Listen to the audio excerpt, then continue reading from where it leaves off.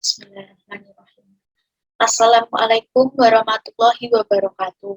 Innal hamdalillah wassalatu wassalam ala Rasulillah. Sayyidina Muhammad ibni Abdillah wala alihi wahbihi wa mawala amma ba'd. Perkenalkan, nama saya Nova Alia Syarani dengan NIM G331210010 kelas Ilmu Komunikasi A sore. Di sini saya akan menjelaskan tentang konsep dan hakikat ibadah mudah. Secara umum, ibadah sendiri dapat dipahami sebagai wujud penghambaan diri seseorang makhluk kepada Sang Khalik. Penghambaan itu lebih didasari pada perasaan syukur atas semua nikmat yang telah dikaruniakan oleh Allah kepada kita dengan menjalankan titahnya sebagai Rabbul Alamin. Pengertian ibadah secara etimologi, kata ibadah berasal dari bahasa Arab, dari kata abdun yang artinya adalah hamba abadi. Berdasarkan firman Allah dalam Quran Surah Al-Zariyat ayat 56. Wa ma khalaqtul jinna wal insa liya'budun. Yang artinya adalah, aku tidak menciptakan jin dan manusia melainkan agar mereka beribadah kepadaku. Ibadah madah atau ibadah khusus ialah ibadah apa saja yang telah ditetapkan Allah akan tingkat, tata cara, dan perinci-rinciannya. Jenis ibadah yang termasuk madah adalah wudu, tayamum, mandi hadas, sholat, puasa, haji, dan umroh. Arti kata sholat mengandung beberapa arti yang beragam, salah satunya doa. Secara terminologis, ditemukan beberapa istilah di antaranya serangkaian perkataan dan perbuatan tertentu yang dimulai dengan takbir dan disudahi dengan salam. Zakat adalah salah satu pokok ibadah yang termasuk salah satu rukun Islam, yang berarti membersihkan, bertumbuh, dan berkah.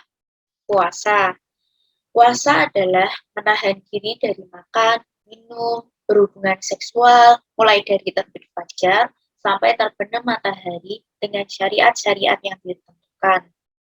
Secara arti kata, lafaz haji yang berasal dari bahasa Arab berarti bersengaja. Dalam artian terminologis adalah menziarahi Ka'bah dengan melakukan serangkaian ibadah di Masjidil Haram dan sekitarnya. Umroh biasanya juga disebut dengan haji kecil. Mengapa demikian? Dikarenakan tidak adanya wukuf di Arafah, berhenti di Musdalifah, melempar jumroh, dan menginap di Mina. Bersuci dari hadas kecil maupun besar. Hakikat ibadah sebagai tujuan diciptakannya manusia, sebagaimana firman Allah SWT dalam Quran Surah Al-Zariyat ayat 56. Dan tidak aku ciptakan jin dan manusia melainkan agar mereka menyembahku. Yang kedua, sebagai fitrah manusia, sebagaimana firman Allah SWT dalam Quran Surah Al-A'raf ayat 72.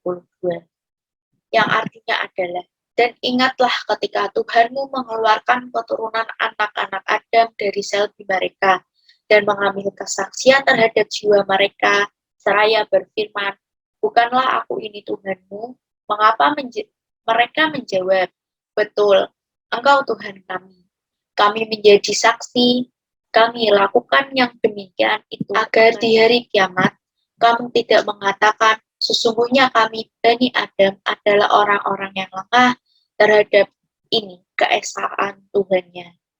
Yang ketiga, hakikat ibadah adalah menyembah yang sama dengan mencintai. Sebagaimana firman Allah dalam Quran Surah Al-Baqarah ayat 165. Yang artinya adalah, dan di antara manusia ada orang-orang yang menyembah tandingan-tandingan selain Allah. Mereka menciptakannya sebagaimana mencintai Allah.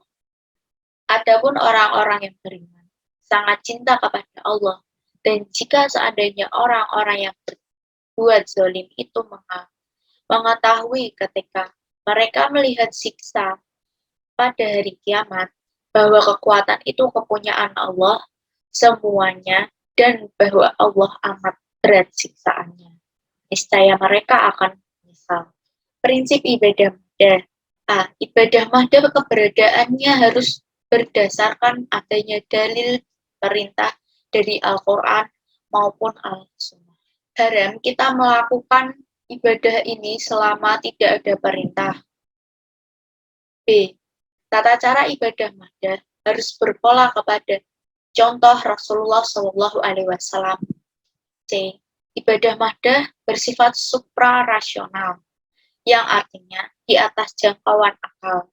Mengapa demikian? Ibadah bentuk ini bukan ukuran logika, karena bukan wilayah akal, melainkan wilayah wahyu. D. Asas ibadah mahdah ialah taat. Yang dituntut dari hamba dalam melaksanakan ibadah ini adalah kepatuhan dan ketaatan. Hamba wajib meyakini bahwa apa yang diperintahkan Allah kepadanya semata-mata untuk kepentingan dan kebahagiaan hamba, bukan Allah. Dan salah satu misi utama diutus Rasul adalah untuk dipatuhi. Sekian dari saya, kurang dan lebihnya mohon maaf. Billahi taufiq wal hidayah. Wassalamualaikum warahmatullahi wabarakatuh.